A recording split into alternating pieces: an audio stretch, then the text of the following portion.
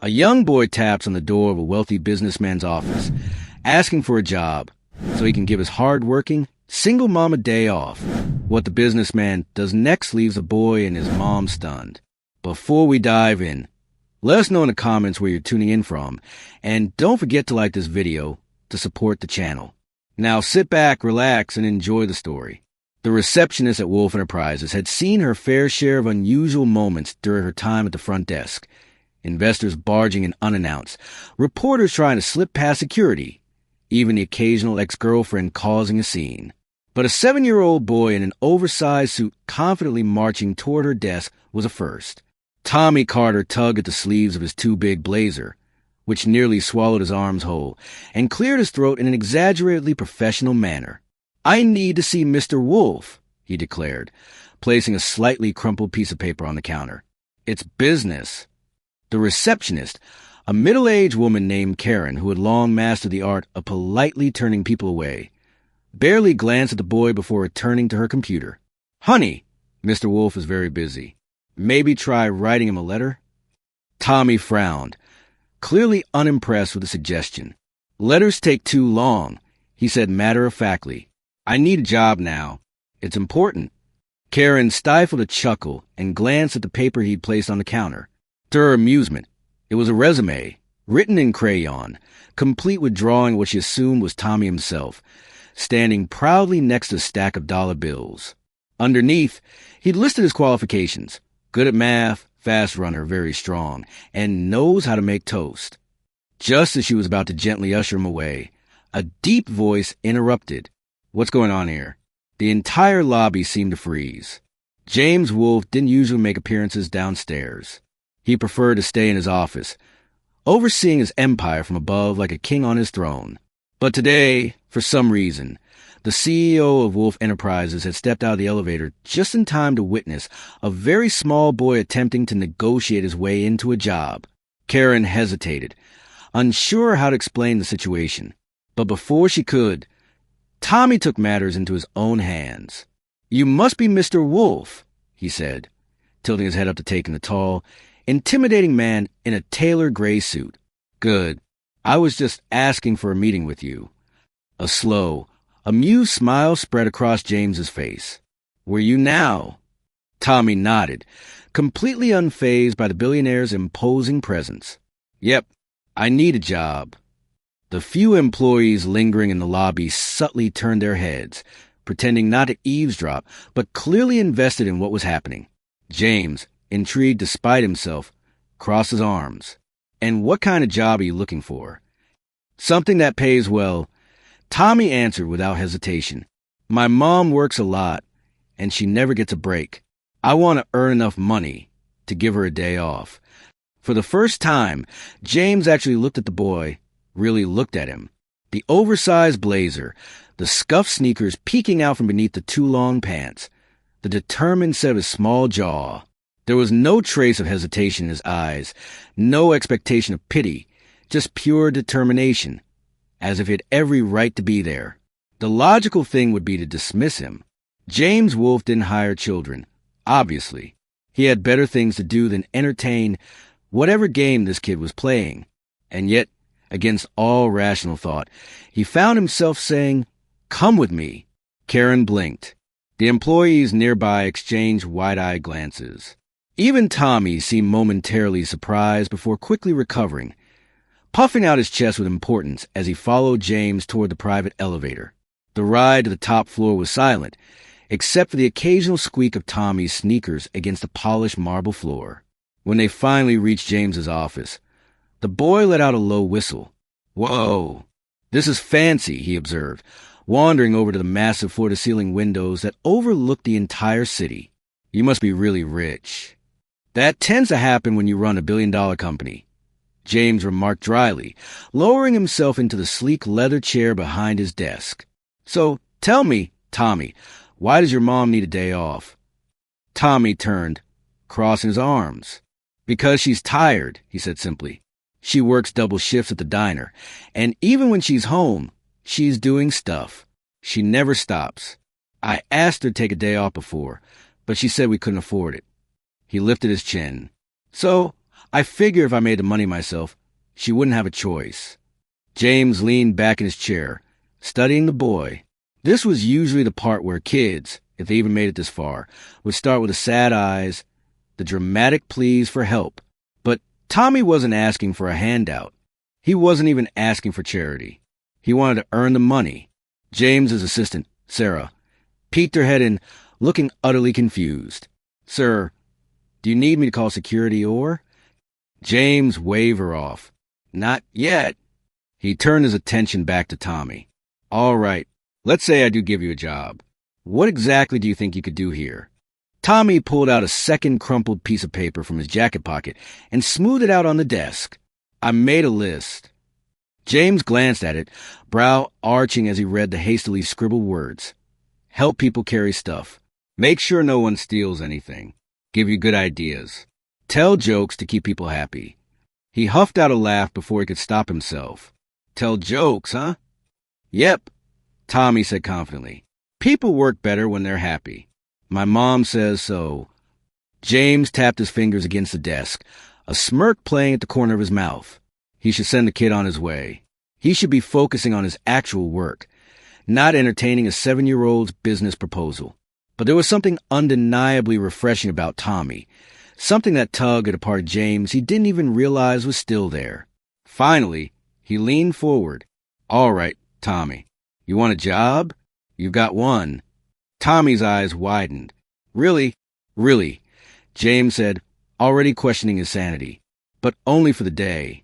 Think of it as an internship." Tommy beamed. "Okay, so what do I do first?"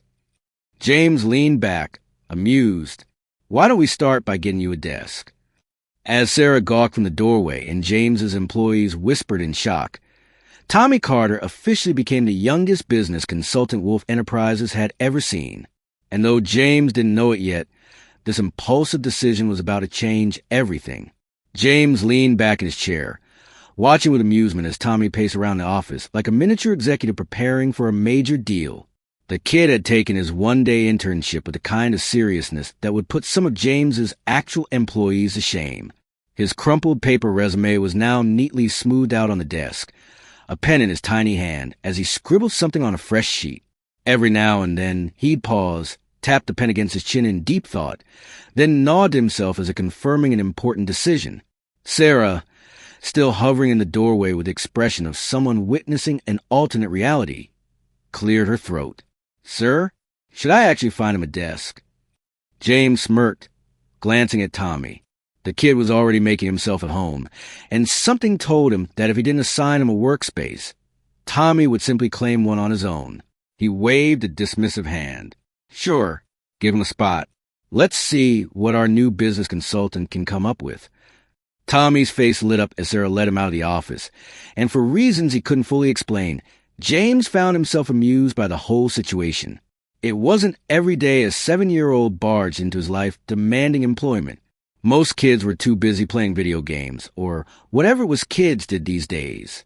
Yet here was Tommy, determined to buy his mother a day off like it was the most logical, natural thing in the world. Half an hour later, James was reviewing reports when his office phone rang. He picked up, still only half paying attention, until he heard the voice on the other end. "Mr. Wolf?" Sarah's voice sounded wary. "You might want to come see this." James frowned. "See what?" There was a pause and a sigh. "Your new consultant is holding a staff meeting." James blinked. He must have misheard that. "He's what?"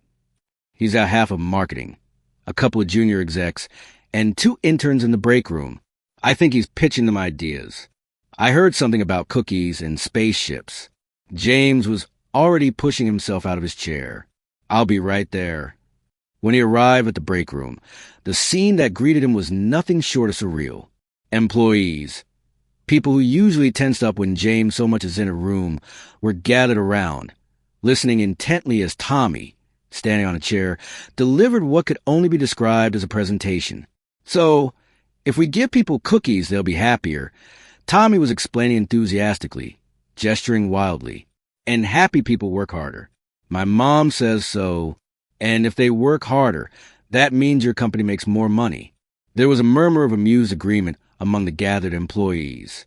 Someone in the back muttered, "Honestly, he's not wrong." "And another thing," Tommy continued, "your company should self-fund stuff, not just boring business things. Like, I don't know, spaceships." A chuckle rippled through the room, and James folded his arms, smirking. "Spaceships, huh?" Tommy grinned. "Yeah, everybody likes spaceships.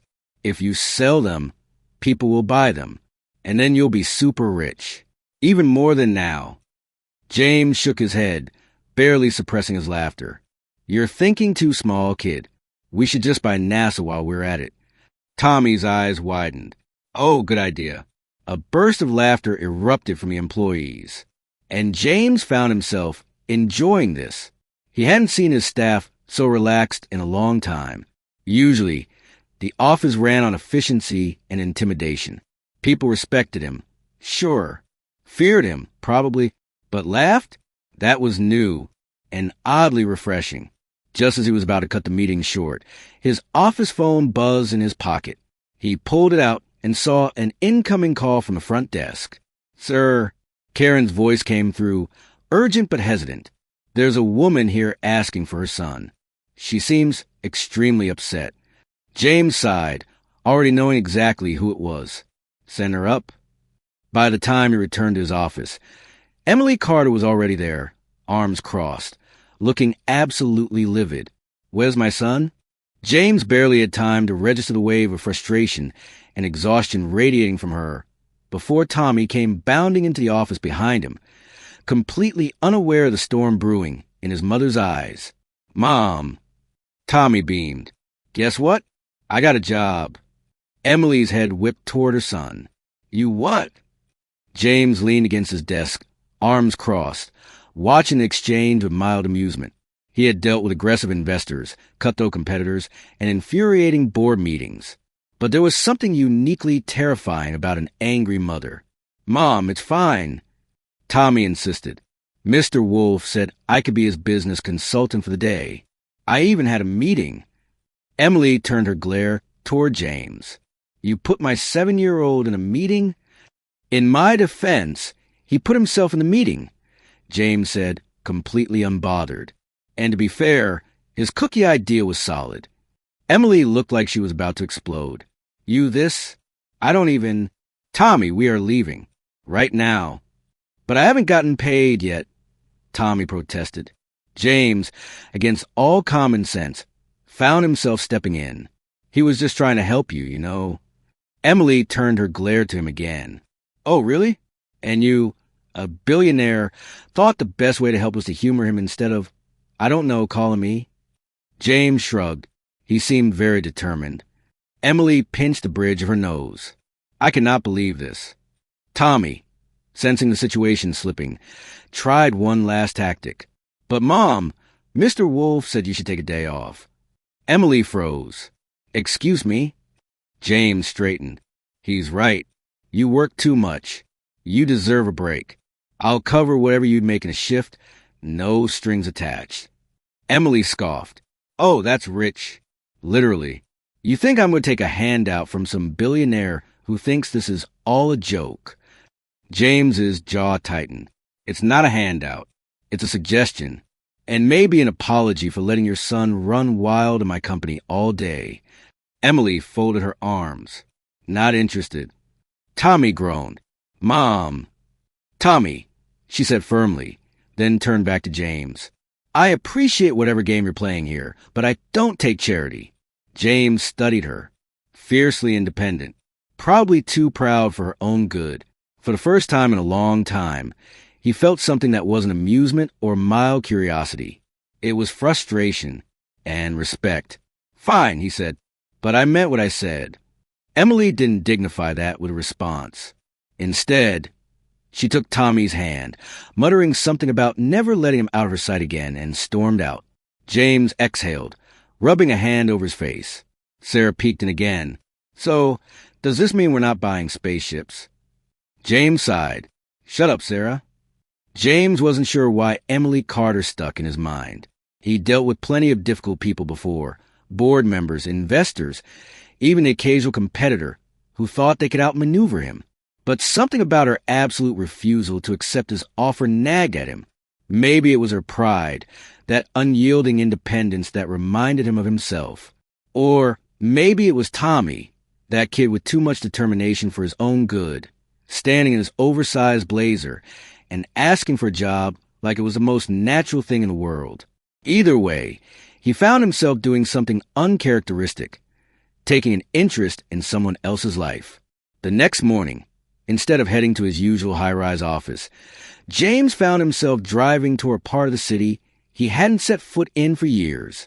The streets were narrower, the buildings older, but the sidewalks were alive with movement.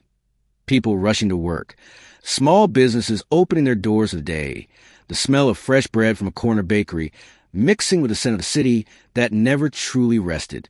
His sleek, black sports car looked completely out of place as he pulled up in front of the Sunnyside Diner, a small, bustling restaurant squeezed between a laundromat and a hardware store.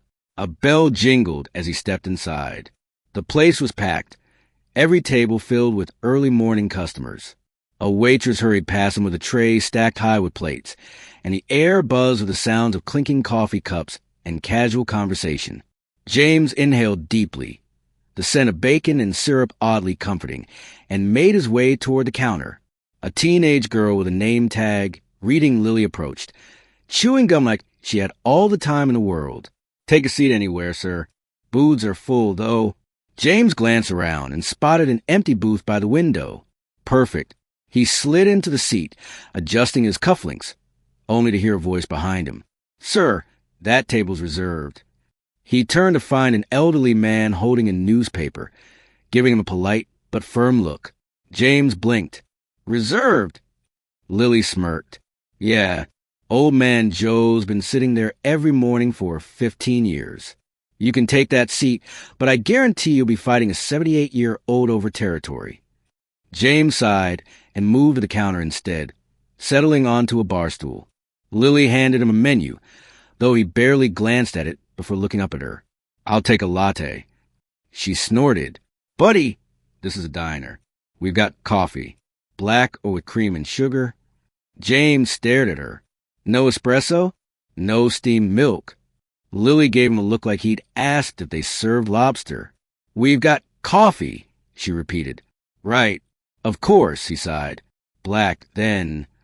As Lily turned to pour his drink, James reached into his wallet, grabbed the first bill he found, and placed it on the counter.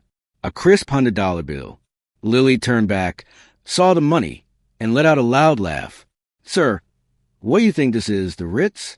You got anything smaller?" James frowned. "Just keep the change." Before Lily could respond, another voice cut in, one he recognized instantly. "You've got to be kidding me." He turned, and there she was, Emily Carter, standing behind the counter in a slightly faded blue apron, a towel slung over her shoulder, and an expression that could curdle milk. James tilted his head. "Morning, Carter." Emily put her hands on her hips. "What the hell are you doing here?" "Getting a coffee," he said casually, lifting the cup Lily had just placed in front of him. "And so far, learning just how much I take lattes for granted." She narrowed her eyes. "Try another answer." He leaned forward, resting his elbows on the counter. "You don't seem like the type to take vacations." Figured I'd see for myself if Tommy was exaggerating. Emily's expression darkened. "You came all the way here just to check up on me?" He shrugged. "I was in the area." Her lips pressed into a thin line. "No, you weren't." "All right, fine." He wasn't. But now that he was here, he might as well make good use of his time. He lifted his coffee to his lips, took a sip, and immediately regretted it. "This is terrible," he muttered, setting it down. Lily let out an amused snort. "That's what happens when you drink fancy billionaire coffee every day." Emily sighed, rubbing her temple like his presence was physically causing her a headache. "Look, I don't know what your deal is, but I have work to do. So, if you're done playing whatever game this is, you can—" "Excuse me." A voice cut through the diner, and suddenly, James found himself the unwilling center of attention as a middle-aged woman stormed up to the counter. "Miss Carter, I'd like to know why this man is sitting in my booth." James turned confused, to find himself looking at an absolutely livid customer. Emily sighed. Mrs. Jenkins, I am so sorry. This is my booth, the woman insisted. I sit here every morning. Lily leaned over the counter toward James and muttered, Told you, people here don't play about their seats. James stared at her, then at Mrs. Jenkins, then at Emily. Slowly he stood. By all means. Mrs. Jenkins huffed and slid into the booth with all the self-importance of a queen reclaiming her throne. James shook his head. This place is something else. Emily looked up at him, exasperated. Yes, it is. And I have work to do. So, unless you're here to apply for a job, not today. James cut in smoothly, watching her. He had expected to find her busy. He hadn't expected to find her this overworked. She moved at a pace that suggested exhaustion was her permanent state, taking orders, balancing trays, dodging customers without missing a step. Even as she spoke to him, she was wiping down a counter, refilling a coffee cup, motioning for Lily to grab another plate. She wasn't just tired. She was drowning in responsibility. And for reasons he didn't fully understand, he didn't like it. He exhaled, reaching into his wallet and pulling out a wad of cash. Emily's eyes immediately narrowed. Don't you dare. You won't take a break unless someone covers your wages, right? He placed the money on the counter. So let me cover them. Emily grabbed the bills and shoved them back at him. I told you before I don't take handouts. James held her gaze. And I don't make offers twice. She stared at him for a long moment, something unreadable flashing across her face. Then she exhaled sharply, stuffing the money back into his hand. Then I guess we're both stubborn. With that, she turned, grabbed a pot of coffee, and walked away, leaving James standing there, holding a fistful of rejected money and a bitter cup of diner coffee. He smirked. Interesting. James should have let it go. He knew that. Any sane man would have walked out of that diner, chalked up Emily Carter's stubbornness as an amusing but inconsequential encounter, and moved on with his life. He had companies to run, deals to negotiate, an empire to maintain. And yet, 2 days later, he found himself pulling up in front of the Sunnyside diner once again, this time with a plan. It wasn't just about Emily anymore. It was the principle of it. She was the first person in years who had looked at his money like it was worthless, like it didn't hold the power to fix everything.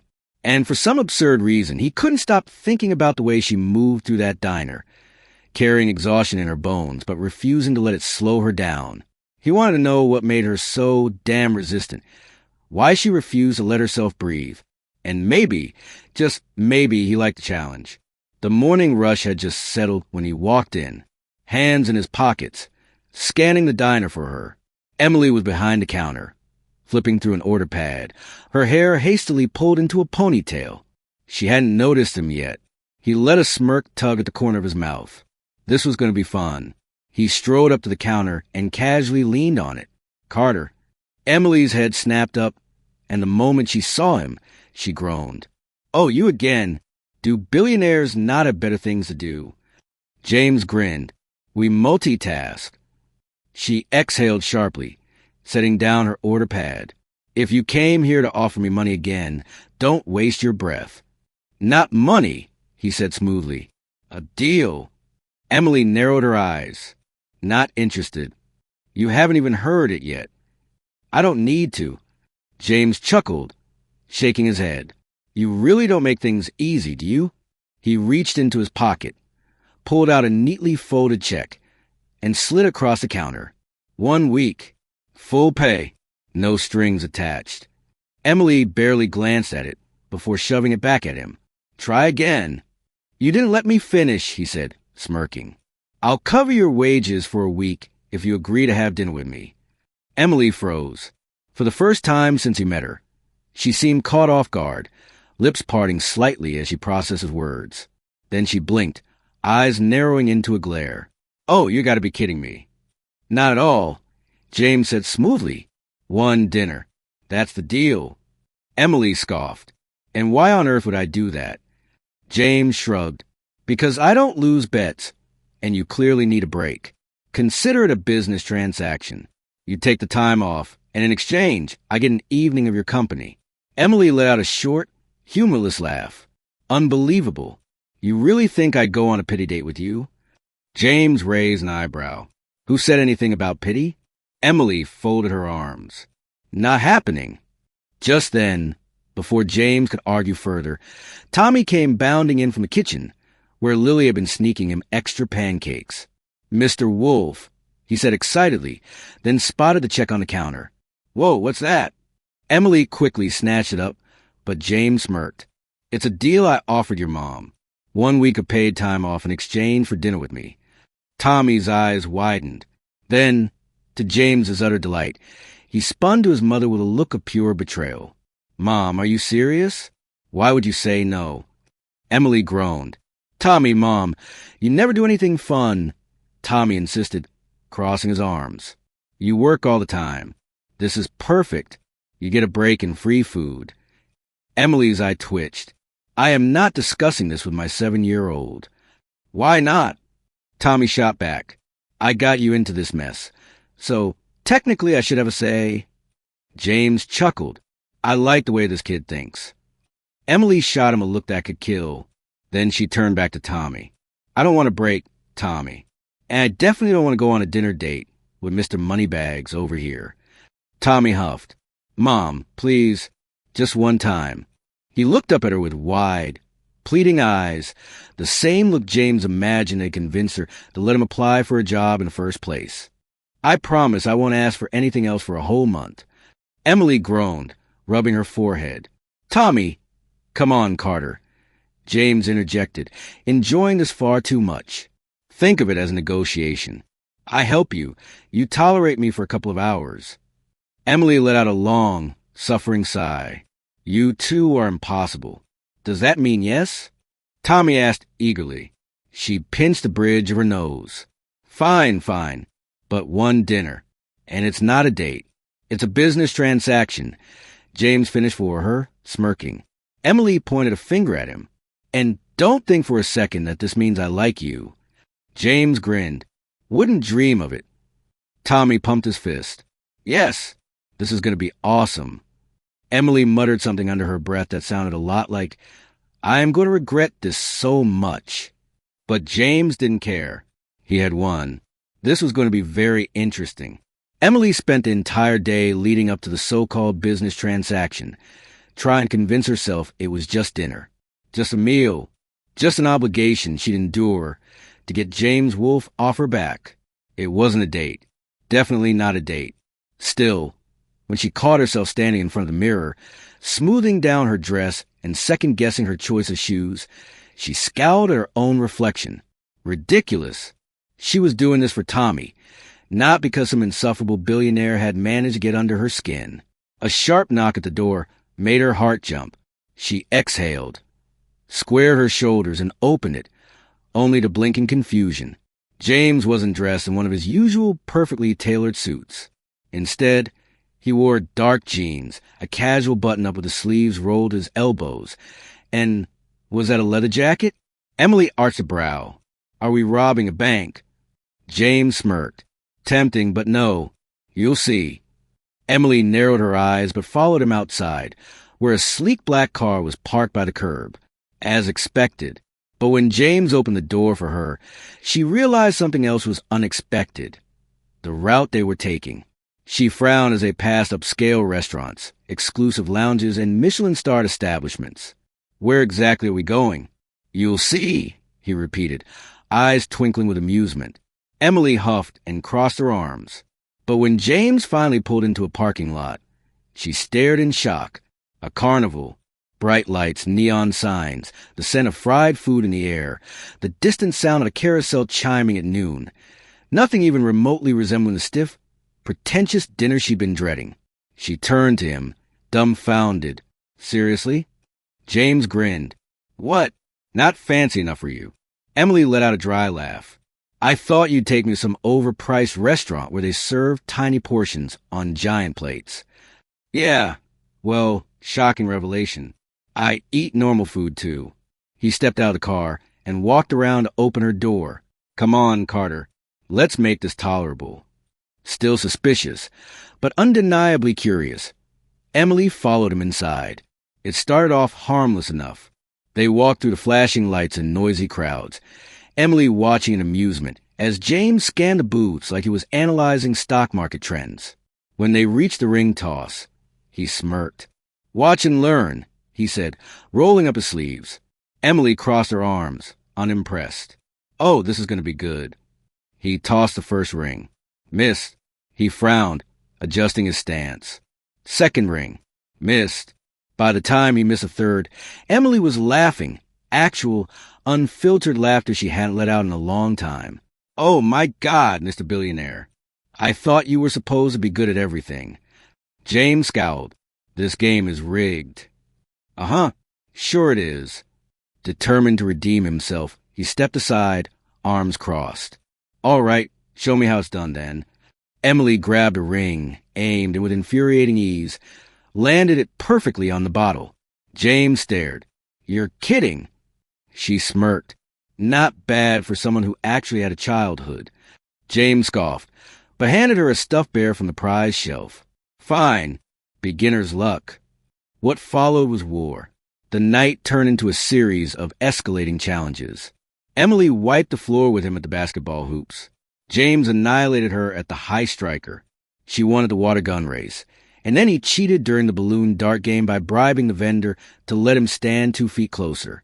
At some point, they got cotton candy, which James had never actually eaten before. "What do you mean it just disappears in your mouth?" And Emily, watching his very genuine reaction, had to look away to keep herself from smiling too much. She hadn't expected this. Any of this. She hadn't expected James Wolfe to be competitive over rigged carnival games. She hadn't expected him to actually laugh, to make dumb bets, to be so genuinely terrible at skee-ball. And she definitely hadn't expected to enjoy herself. Somewhere between him loudly demanding a refund for basketball game. It's physically impossible for a hoop to be that small, and her nearly falling over laughing at his failure to pop a single balloon. She forgot this was supposed to be an obligation. For the first time in a long time, she felt light. As the night slowed, they found themselves on a Ferris wheel, a bag of popcorn between them. The lights of the city stretched out in the distance, and for a moment, the carnival noise faded. Emily sighed, leaning back. "All right, I'll admit it. This wasn't the worst night of my life." James smirked. "High praise. I'm honored." She shook her head, then eyed him. "Why did you really do this?" James's smirk faltered slightly. He hesitated, then exhaled. "Because I wanted to." Emily tilted her head, waiting. He ran a hand through his hair, gaze drifting toward the city lights. "When I was a kid, we couldn't afford places like this. My mom worked 2 jobs. My dad was gone. And then, when I finally could afford things like this, I was too busy chasing success to stop and enjoy them." He exhaled. "I guess I wanted to see if I had missed out." Emily watched him carefully, something shifting in her chest. James glanced at her. "I think I did." The weight of those words hung between them, heavier than she expected. Emily swallowed. She wasn't supposed to like him. He was arrogant, impossible, rich. She had spent her whole life scraping by, and men like him weren't part of her world. But right now, he wasn't acting like a billionaire. He was just a guy, sitting next to her, admitting things he probably didn't tell anyone else. And for the first time, Emily saw him. Not the CEO, not the billionaire. Just James. She shook her head, glancing away. "Well, at least you finally know how to have fun. Took you long enough." James chuckled. "I had a good teacher." The Ferris wheel came to a stop. Neither of them moved right away. Then James smirked. "By the way, I'm counting this as a win." Emily arched a brow. "How?" "I got you to admit you had fun." She rolled her eyes but smiled. "You're impossible. And yet here you are." Emily groaned. "Do not make me regret this." But she didn't. And somehow, she knew he knew that, too. They stepped off the Ferris wheel, still caught in the odd hush that comes after sharing a vulnerable moment. As they walked to the carnival lights, neither of them spoke much, but there was a softness in the air between them, a quiet acknowledgement that something had changed. James never considered himself the type to change for anyone. He had built his life around control. controlling his business, his image, and most of all, his emotions. But somehow, without him even realizing it, Emily Carter and her precocious son had slipped past all of his defenses. It started subtly. Instead of rushing out of meetings the moment they ended, he found himself lingering in the office, considering whether Tommy would approve of the latest snack offerings in the break room. Instead of dismissing employee birthday celebrations as unnecessary distractions, he now found himself sitting through entire gatherings, nodding along as cupcakes were passed around.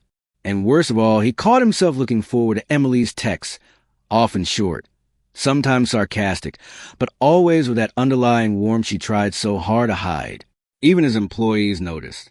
Sarah, his assistant, had raised an eyebrow when he asked her to make sure Tommy always had an open invitation to visit. Karen, the receptionist, had smirked when she saw him smiling, at a text Emily had sent about Tommy's latest scheme to train their neighbor's cat to fetch. Of course, James wasn't blind. He knew exactly what was happening. He was letting them in, whether he wanted to or not. And for the first time in his life, he didn't hate it. That should have been his first warning. The second came on a Thursday evening, when Emily met him outside the diner after his shift, arms crossed, looking uncharacteristically nervous. "Tommy's been asking if he can come see your office again," she said, shifting on her feet. "And against my better judgment, I might be okay with it." James leaned against his car, smirking. "Might. Don't push it, Wolf." But there was a teasing glint in her eye. And for the first time, James allowed himself to think that maybe, just maybe, this thing between them wasn't impossible. And then it all fell apart. It started with a phone call. A casual, routine check-in from one of his development executives. "Sir, just confirming that the acquisition paperwork for the Lincoln Square project is being finalized. That diner on the corner, the Sunny Side, I think, is the last holdout, but I assume we'll be moving forward soon." James froze. The Lincoln Square project, the real estate development deal he had set in motion months ago, the one that included plans to buy out the entire block, including Emily's diner. The realization hit him like a punch to the gut. "Sir, put everything on hold," he said quickly. "No further action until I say so." There was a pause. "Understood." James hung up, gripping the phone so tightly his knuckles turned white. He needed to fix this immediately, but he was already too late. Emily found out before he could tell her. He didn't know how. Maybe one of the other employees had overheard something. Maybe an article about the project had resurfaced. Maybe someone had connected the dots and brought it to her attention. All he knew was that when he showed up at the diner the next evening, expecting their usual banter, she was waiting for him outside, arms crossed, fury burning in her eyes. "You were going to buy out the diner?" James opened his mouth, but she didn't let him speak. "This whole time," she went on, voice shaking, "you were just waiting for the right moment to swoop in and take the only thing keeping me and half the people who work here afloat?" "Emily, it's not like that." "Then what is it like?" Her voice rose. "Because it sure as hell feels like I was played." James took a step forward, but she took one back, putting distance between them. And for the first time in years, he felt helpless. "I didn't know," he said, more earnestly than he had ever spoken before. "I started that deal months ago, long before I met you. And yet, in all the time we spent together, you never thought to mention it." He exhaled sharply. "I didn't know how." Emily laughed, short, bitter. "Right, because explaining that you were planning to bulldoze my job isn't exactly great first date conversation, is it?" James clenched his jaw. "I called off the acquisition. I don't care." That stopped him. He had expected resistance. He hadn't expected that. Emily took a breath, steadying herself, but her voice was still thick with anger. "You think you can just fix everything with money? Buy the diner, cancel a deal, throw some cash at a problem, and it'll go away. But it doesn't work like that, James." He swallowed hard. "I never wanted to hurt you." She shook her head, looking away, as if she couldn't even stand to meet his eyes. "I let you in. Tommy let you in. And now I have to explain to him why he's never seeing you again." That hit him harder than anything else. He took a step forward. "Emily, don't." She exhaled, then turned on her heel. This was a mistake. James stood there, watching her disappear into the diner, his hands clenched at his sides, completely at a loss. For the first time in his life, he had no idea how to fix this. James had always believed that every problem had a solution. Business was about strategy, about control, about knowing when to push and when to retreat. But nothing in his meticulously built world had prepared him for Emily Carter. For days, he replayed the last conversation over and over in his head, tried to pinpoint where exactly it had all gone wrong. The betrayal in her voice, the way she had looked at him like she didn't recognize him anymore. It nagged at him in a way he couldn't shake. And Tommy, the kid, had been silent, distant. The usual bright energy had dimmed, and that, more than anything, unsettled James. So, like the businessman he was, he decided to fix it the only way he knew how. He bought the diner. It was an easy transaction. A few phone calls, a number that made the previous owner eager to sign. And just like that, the Sunnyside Diner belonged to him. But he wasn't keeping it. No, this wasn't an acquisition. It was a gift. James had it all planned out. He would walk into that diner, hand Emily the deed, and prove to her that this wasn't about power or business. It was about her, about Tommy, about something he couldn't quite put into words yet, but knew he wasn't ready to lose. The moment he walked through the diner doors, all conversations halted. Employees froze. Customers turned, and Emily, standing behind the counter, refilling a coffee cup, locked eyes with him. He had expected hostility.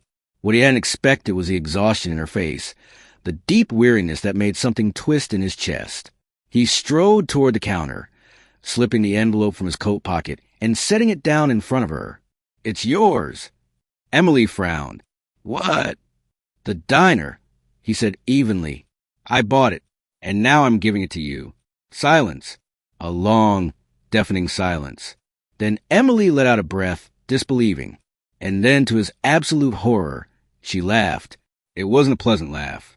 It was bitter, incredulous, the kind of laugh that sent ice trickling down his spine. "You," she shook her head, gripping the edge of the counter. "You bought the diner?" "Yes," James said, feeling like the ground beneath him was suddenly unstable. "You don't have to worry anymore. No one can take this place away from you. It's yours, Emily.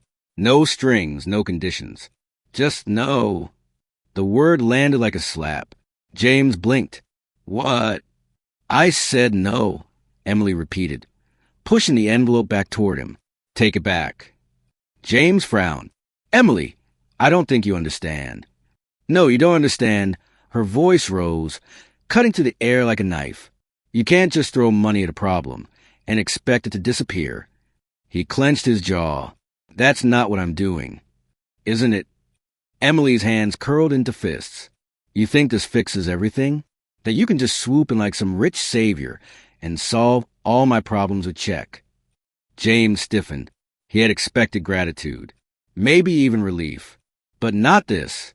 "I was trying to help," he said, voice dangerously low. "I never asked for your help." Emily shot back. A thick, unbearable tension stretched between them. Then, from the side, a small voice. "Mom."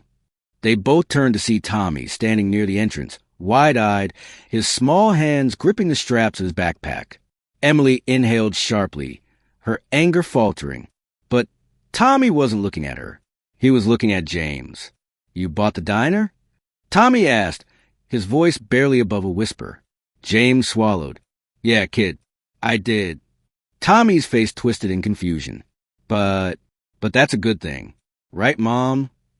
Emily shut her eyes for a second before crouching down to her son's level. "Tommy, sweetie, it's not that simple." Tommy's small brows knitted together.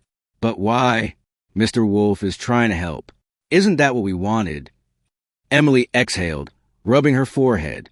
"It's not about help, Tommy. It's about what it means. I don't want someone else swooping in and fixing my life like I can't do it myself." "But he cares." Tommy's voice cracked, frustration clear in his young face. "Why can't you just say thank you?" Emily's face softened, her expression torn. But James could see the pain in her eyes. And that's when it hit him. He had lost. Not in the way he was used to losing. Not in negotiations or financial battles. No, This loss was personal, because Tommy was upset, because Emily looked hurt, because he had done everything wrong. James took a slow step back. He looked at Emily, at the anger still simmering beneath the exhaustion, at the way she was trying to find the right words for her son. Then he looked at Tommy, at the hope that had been snuffed out too soon. And for the first time in his life, James realized that money wasn't the answer. He picked up the envelope. He didn't say anything, didn't argue, just gave them one last look, turned and walked out. The cold air hit him as he stepped outside. But it wasn't the wind that made his chest feel hollow. It was the weight of losing them both. And he had no one to blame but himself. James had never been the type to dwell on failure. If something didn't work, he analyzed, adjusted, and moved on. That was how he built his empire, how he stayed at the top. But this, losing Emily and Tommy, was different. For the first time in years, he didn't know how to fix what he had broken. The logical part of him wanted to go back to the way things were, to bury himself in work, to pretend none of this had ever happened. But logic had no place in the mess he had made, because the truth was he missed them. He missed Tommy's ridiculous ideas and his relentless enthusiasm. He missed Emily's sharp comebacks, the way she challenged him, the way she saw through the carefully constructed persona he had built over the years. And most of all, he hated knowing that he made them unhappy, which meant he couldn't walk away. Not this time. The first thing he did was call off the entire Lincoln Square development project. He could have just removed the diner from the acquisition, but that wasn't enough. He didn't want Emily to think he was saving her. He wanted her to know she was capable of saving herself. So, in an unprecedented move, he shut it all down. No buyouts, no renovations, no luxury high-rises replacing local businesses. He issued a statement ensuring that all existing stores, including the Sunnyside Diner, were staying exactly where they were. It wasn't a grand gesture. It wasn't something he gave her. It was something she had fought for, and this time, he was stepping aside and letting her win. But he wasn't done. A week passed before he walked into the Sunnyside Diner again. This time, he didn't stride in like he owned the place. He didn't come bearing deals or solutions. He came as a customer. The diner was busy, the usual morning crowd filling the booths.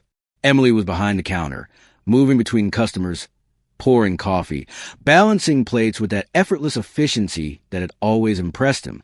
When she finally looked up and saw him, she froze. James didn't say anything. He just slid into a stool at the counter, folded his hands, and waited. For a long moment, she just stared at him, wary and unreadable. Then, with a sigh that was equal parts exasperation and amusement, she grabbed a coffee pot and walked over. "Black, right?" she muttered, filling a cup and sliding in front of him. James smirked. "You remembered. You complained enough last time." He chuckled, then hesitated. "How's Tommy?" Emily glanced at him, then exhaled. "He was upset," she admitted. "Still is. He doesn't understand why we stopped seeing you." James swallowed. "I never meant to hurt him." "I know," Emily said softly, then fixed him with a pointed look. "But you still did." James nodded, accepting that. For a while they didn't speak. The diner bustled around them, but for once, he was content to just be there. He came back the next day, and the next, and the next, always at the counter, always ordering the same coffee, even though it was terrible, and little by little, Emily stopped looking at him like he was an unwelcome presence. She still rolled her eyes when he smirked at her. She still called him Mr. Moneybags under her breath. But something had shifted. Then one morning, just as he was finishing his coffee, a familiar voice rang out. "You're back!" Before James could react, the kid launched himself at him. "Whoa!" James said, steadying himself as Tommy practically tackled him in excitement. "Mom said you weren't coming back," Tommy said, grinning up at him. "But I knew she was wrong. I knew you liked us too much." Emily groaned from behind the counter. "Tommy." "It's fine," James said, still stunned by the relief in Tommy's face. Tommy beamed. "I have so much to tell you." "Oh, and guess what? My mom finally took a day off." James raised a brow, glancing at Emily. "Oh." Emily sighed. shaking her head. Don't start. Tommy grinned. Lily and the others covered her shift. She didn't want to, but I told her she had to because even superheroes need breaks. And you know what? She actually relaxed. James smirked. Well, technically, I did get your mom a job. Emily narrowed her eyes. Don't. Tommy blinked. Ha! James leaned in slightly. She just doesn't know it yet. Tommy gasped, laughing. Emily rolled her eyes, but there was something softer in her expression. For the first time in a long time, they all belonged somewhere. And James Wolfe, billionaire, businessman, control freak, finally understood what happiness really meant. James never planned on being anyone's dad. He built his life and his empire on a simple premise. Success comes first, emotion second. But the day Emily Carter and her son, Tommy, walked into his world, everything he thought he knew began to shift. Their first encounters were rocky, even comical at times. Tommy barged into James's office, asking for a job so he could buy his mom a day off. Emily, fiercely independent and skeptical of anyone who flashed money around, wanted nothing to do with a billionaire who seemed to solve everything with his checkbook. And James, used to people bending to his will, found himself baffled by a woman who simply refused to be bought. Little by little, though, each saw beyond the surface. When James visited Emily at the diner, initially to assess whether Tommy's story was true, he saw firsthand how tirelessly she worked. She wasn't just proud. She was driven by love for her son, doing everything in her power to provide a stable life. James, who had grown up with very little himself, recognized that fierce determination and realized he respected her for it, more than he'd ever respected most of the cutthroat executives he dealt with daily. And Tommy, who simply wanted his mom to be happy, latched onto James with that same unshakable determination, believing the billionaire could help in ways he himself couldn't. From there, an odd sort of friendship formed, though both James and Emily would have scoffed at the word friendship in the early stages. James brought Tommy into his office as an intern, humoring the boy's wild ideas about cookies and spaceships, only to discover that Tommy's enthusiasm was contagious. His own employees started smiling more. Emily resisted every attempt James made to ease her burdens, but she couldn't deny the growing warmth she felt when he showed up at the diner just to see her. Every act of stubbornness on her part only seemed to fuel his curiosity, and behind all the arguments and sarcastic jabs lay an undeniable spark. It wasn't just Emily who changed James. Tommy's unwavering faith in him, the idea that a powerful man could still choose to be kind, seeped into places James had long closed off. For the first time, he found himself looking forward to spending time with a child who was related to him, laughing over silly carnival games or quietly listening to Tommy chatter about his day at school. The boy's earnestness peeled back James's defenses in a way no business negotiation ever could. In the quiet moments, James found himself wanting to be someone Tommy could rely on, not just a passing figure in his life. Emily, too, found her carefully constructed walls slipping. At first, she was convinced that James's interest was fleeting, that he'd grow bored or frustrated and move on to something new. But his persistence surprised her. Whenever she pushed him away, he showed up again, not with lavish gifts or checks, but with honest concern. Instead of trying to fix her problems, he started asking about her dreams, about the people in the neighborhood who relied on the diner, about what made her fight so hard to keep going. Slowly, she realized that behind the billionaire bravado was someone who understood struggle more intimately than she'd imagined. He, too, had once known what it felt like to have nothing. They didn't fall into family life overnight. There were arguments, lots of them, sometimes about big things, like James's attempt to buy the diner as a grand gesture, and sometimes about the smallest details, like which cereal Tommy should eat for breakfast or whether James's high-tech coffee machine was overkill. But each argument, each bump in the road, forced them to communicate. And with every tense conversation, they learned more about what it meant to truly care for someone beyond business, beyond pride. Tommy was the glue that held them together during their toughest moments. He'd slip into James's office, wearing a determined expression, and remind him, "You have to apologize to Mom for being dumb, okay?" Then he'd head home and tell Emily, "Mr. Wolf's not really bad. He just doesn't know how to show people he cares. The child's unshakable belief in their potential as a unit bridged gaps that otherwise might have stayed too wide. Eventually, they reached a place where James no longer felt the need to control everything. He called off the development project that threatened the diner, not to impress Emily, but because he recognized that the place mattered to her and the community. He visited as a regular customer, endured the terrible coffee, tipped the staff generously, but not so much as to offend Emily, and showed up for Tommy's Little League games. Emily, for her part, let him sit on family movie nights, allowed herself to lean on him when work became too exhausting, and open up about her hopes and fears. Their lives entwined so naturally that even the diner's regulars started asking, "So, when are you two finally going to get serious?" It happened one late night, long after the diner's closing time. Emily and James were tidying up, working side by side in comfortable silence, while Tommy drifted off in a corner booth.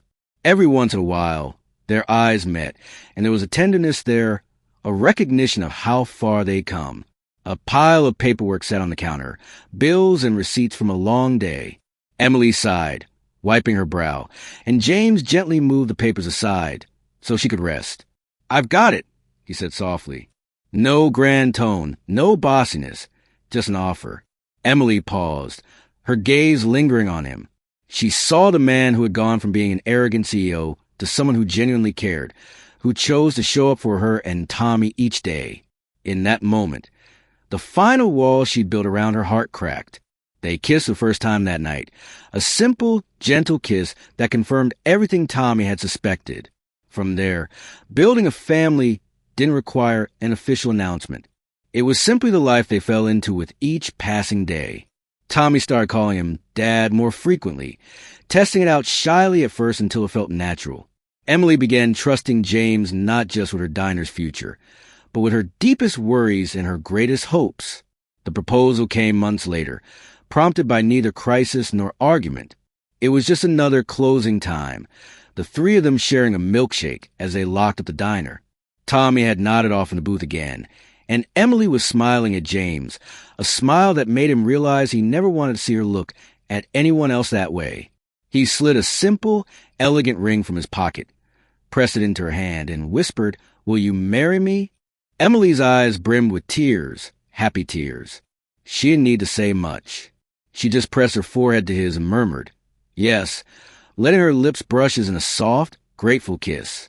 Tommy woke up halfway through the moment, blinking groggily, and immediately caught on. He let out a whoop so loud that half the staff, who had already gone home, would have heard if they'd still been around. James and Emily just laughed, arms around each other, the ring glinting under the diner's fluorescent lights, as though it was something far more precious than diamonds or gold. From that day forward, they navigated life as a family, an unconventional one, perhaps, but one bound by love that had been forged through trials and mutual respect. Emily accepted help without feeling ashamed, and James learned that real strength sometimes meant letting someone else lead.